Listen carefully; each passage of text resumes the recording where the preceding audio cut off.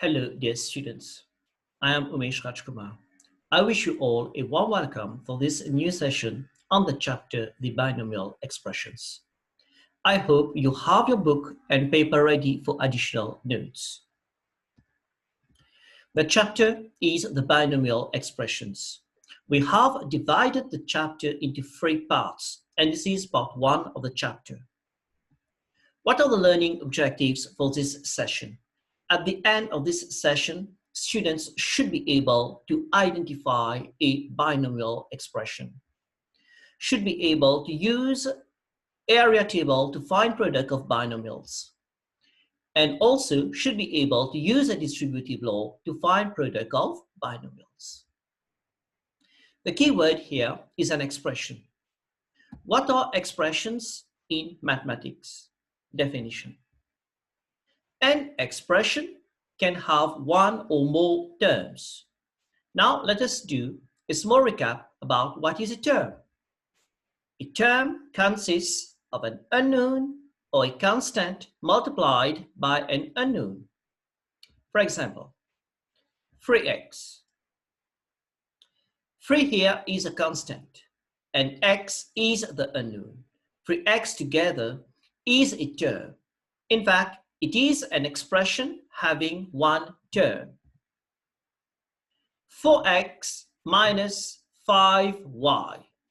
4x is a term, 5y is another term. 4x minus 5y is an expression having two terms. 2a squared plus 3b plus c squared is an expression having 3 terms. Observe that between the terms there is the sign plus or minus. We do not use the sign multiplication or division. More precisely, 3x is an expression having one term. We call it a monomial. 4x minus 5y is an expression having two terms. It is called a binomial. 2a squared plus 3b plus c squared is an expression having 3 terms. It is called a trinomial. In this chapter, we're going to deal with binomial expressions.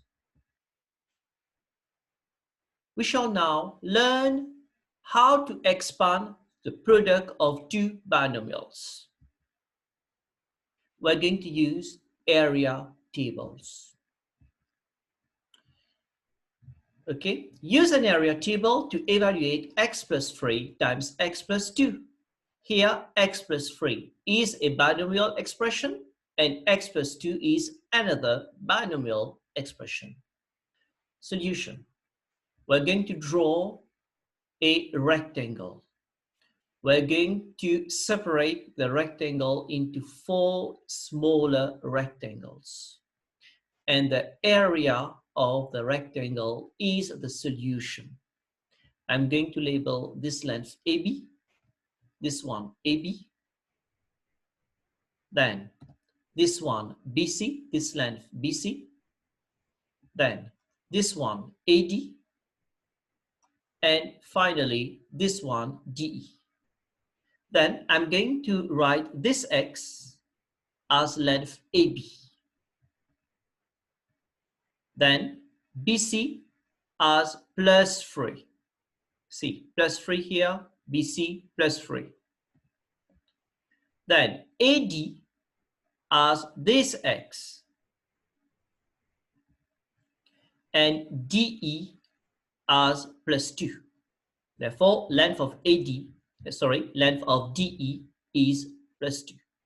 Now we're going to calculate area of this rectangle. It is x times x. Area of this rectangle is x times x, which is x squared. Area of this rectangle now, it is x times plus 3. X times plus 3, which is equal to plus 3x. Keep the sign. Then area of this rectangle is x times plus 2, which is equal to plus 2x.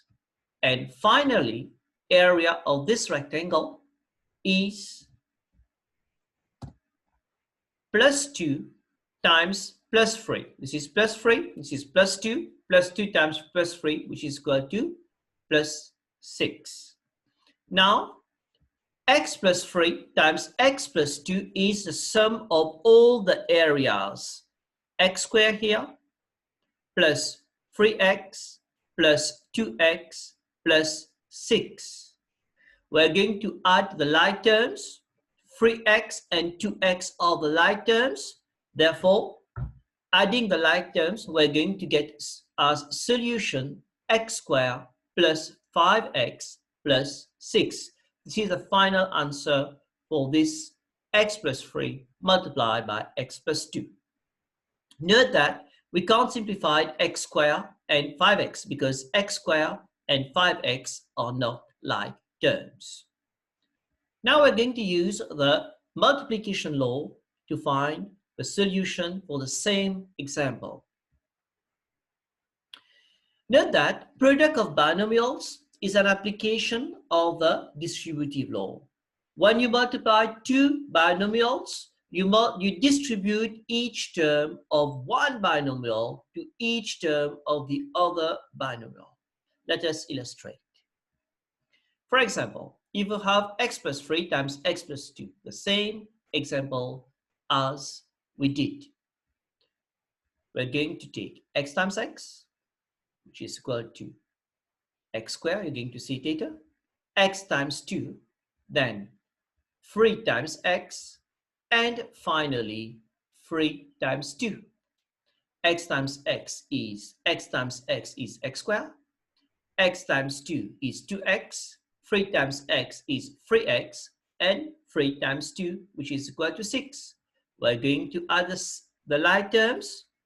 Therefore, the final answer is again same as we did, x squared plus 5x plus 6. So, for multiplication of two binomials, we can use either the area tables or the distributive law. Let us now try another example. 3x plus 2 multiplied by x minus 5. We're going to multiply 3x by x first, then 3x by minus 5, not 5, minus 5, we keep the sign, then plus 2 times x, and finally plus 2 times minus 5. Simplifying, the answer is 3x squared minus 15x plus 2x minus 10. Again, we're going to add minus 15x plus 2x, like terms. The final answer is 3x squared minus 13x minus 10. So now let us do an application for this part. Suppose you have a rectangle. You're given the length is 2x minus 3 and the width is x minus 4. The question is to formulate and simplify an expression for the area of the rectangle. What is formula for area? It is length times width. Therefore, here it will be 2x minus 3, the length, times x minus 4, the width. Simplifying, 2x times x, then 2x times minus 4, then minus 3 times x, and finally minus 3 times minus 4. 2x times x, 2x times minus 4, 3x times 3, and then 3x times minus 4. The final answer, simplifying, you're going to get 2x squared minus 8x minus 3x plus 12. Simplifying further, you're going to get 2x squared minus 11x plus 12. Note that the answer will be in terms of x because the length and the width are in terms of x. Here are some exercises to consolidate what you have learned today. Exercise 1, you have to expand x plus 2 times x plus 4, then x minus 3 times x plus 2 to x plus 1. times 2x minus 1. Fourth, 2x minus 6 times x minus 3. Fifth, 4x minus 1 times x minus 5. Exercise 2.